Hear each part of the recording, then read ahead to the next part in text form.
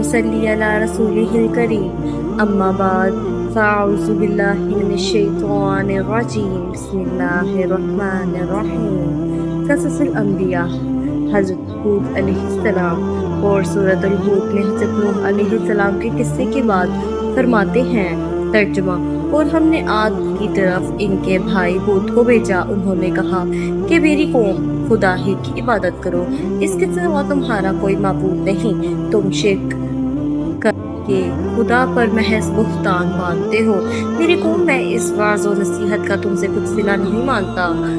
میرا صلہ تو اس کے ذمے ہے جس نے مجھے پیدا کیا بھلا تم سمجھتے کیوں نہیں اور اے قوم اپنے پروردگار سے بخشش مانگو پھر اس کے آگے توبہ کرو اور وہ تم پر آسمان سے موسلا دھار بارش برسائے گا اور تمہاری طاقت پر طاقت بڑھائے گا اور دیکھو گناہ کا حق بن کر روگردانی نہ کرو وہ بولے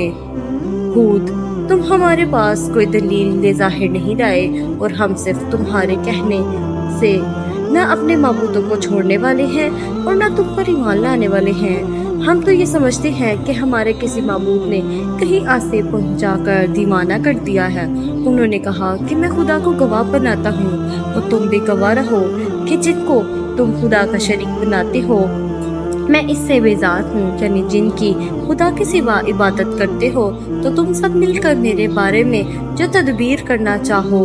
کر لو اور مجھے مہلت نہ دو میں خدا پر اور جو میرا اور تمہارا سب کا پروردگار ہے بھروسہ رکھتا ہوں اور زمین پر جو چلنے پھرنے والا ہے وہ اس کو چوٹی سے پکڑے ہوئے ہے بے شک میرا پروردگار سیدھی رستے پر ہے اگر تم روگردانی کرو گے تو جو پیغام میرے ہاتھ تمہارے طرف بھیجا گیا ہے وہ میں نے تمہاری طرف پہنچا دیا ہے اور میرا پروردگار تمہاری جگہ اور لوگوں کو بسا لے گا اور تم خدا کا کچھ بھی نقصان نہیں کر سکتے میرا پروردگار تو ہر چیز پر نگہبان ہے اور جب ہمارا حکم عذاب آ پہنچا تو ہم نے ہود کو اور جو لوگ ان کے ساتھ ایمان لائے تھے ان کو اپنی مہربانی سے بچا لیا اور انہیں عذاب شدید سے نجات دی یہ وہی عاد ہیں جنہوں نے خدا کی نشانیوں سے انکار کیا اور اس کے پیغمبروں کی نافرمانی کی اور ہر سرکش و متکبر کا کہا مانا تو اس دنیا میں بھی لعنت ان کے پیچھے لگی رہی اور قیامت کے دن بھی لگی رہے گی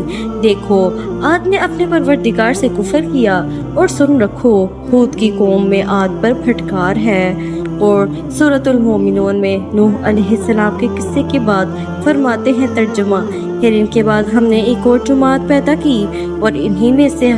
ایک پیغمبر بھیجا جس نے ان سے کہا کہ خدا ہی کی عبادت کرو کہ اس کے سوا تمہارا معبود کوئی نہیں اور